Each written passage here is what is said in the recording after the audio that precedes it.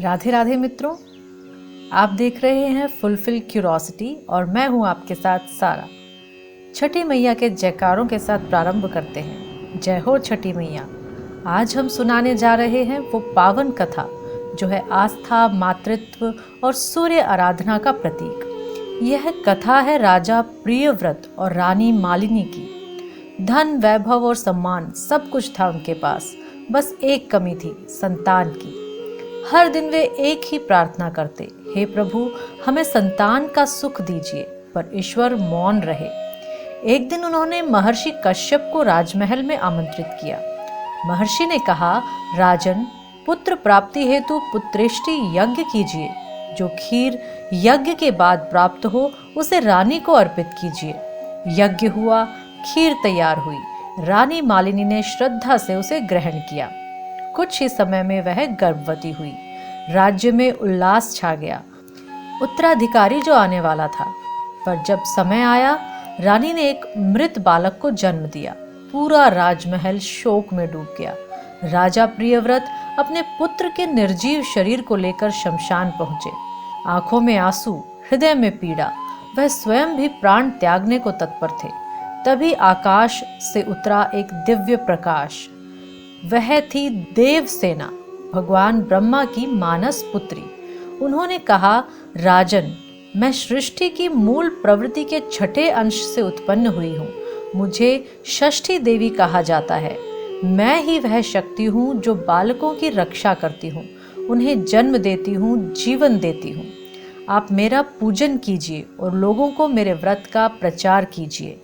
राजा ने विधिवत पूजा की और कार्तिक शुक्ल षष्ठी के दिन देवी की आराधना की। देवी प्रसन्न हुई और उन्हें एक सुंदर जीवित पुत्र का वरदान मिला। राजा ने पूरे राज्य में देवी षष्ठी की महिमा का गुणगान किया और तभी से आरंभ हुआ छठ महापर्व। छठ केवल एक व्रत नहीं, यह मातृत्व, भक्ति और आस्था का उल्लास है।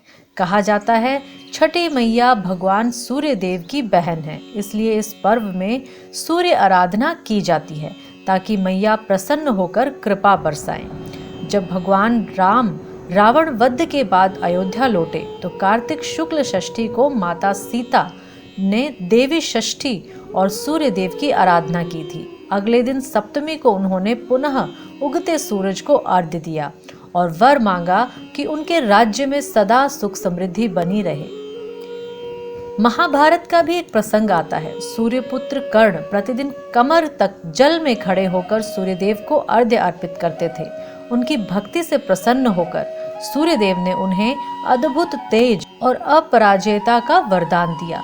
इसी तरह द्रौपदी ने भी तब छठ व्रत रखा जब पांडव अपना सब कुछ हार गए थे।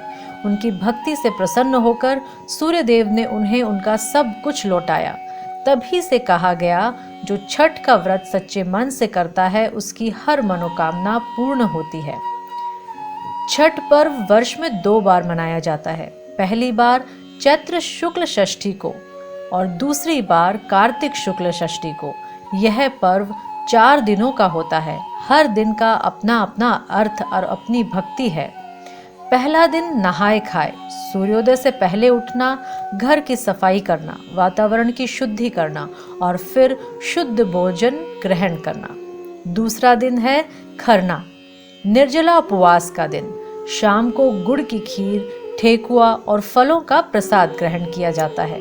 यह दिन शुद्धता और आत्म संयम का प्रतीक है। तीसरा दिन है संध्या अर्घ्य का। संध्या समय घाटों पर दीपक जलते हैं। जल में खड़े होकर अस्ताचलगामी सूर्य को अर्घ्य दिया जाता है। भक्ति, लोकगीत और दीपों की लहरों से पूरा वातावरण पवित्र हो उठता है। आइए अब बात करते हैं चौथे दिन की। भोर से पहले घाटों पर भीड़ उमड़ती है। जैसे ही सूर्योदय की पहली किरण जल की सतह को छूती है, भक्त दोनों हाथ जोड़कर सूर्यदेव को अर्घ्य अर्पित करते हैं। यह क्षण आत्मा को भक्ति से भर देता है। 36 घंटे का निर्जला उपवास, न कोई जल न अन्न, सिर्फ श्रद्धा, भक्ति और आत्म संयम। इस दिन भक्त शुद्ध घी का दीपक जलाते हैं। 7 प्रकार के फूल, चावल, तिल, चंदन और सुगंधित जल से सूर्य देव को अर्घ्य अर्पित करते हैं और 108 बार उच्चारण करते हैं ओम घृणी सूर्याय नमः। व्रत के अंत में दान दिया जाता है। छठ महापर्व केवल सूर्य आराधना का नहीं बल्कि प्रकृति, पवित्रता और मानवता का उत्सव है। यह पर्व सिखाता है अगर आपकी भक्ति सच्ची हो तो असंभव भी संभव हो जाता है। आप सभी को छठ महापर्व की हार्दिक और अनंत शुभकामनाएं। जय छठी मैया। हरे कृष्ण।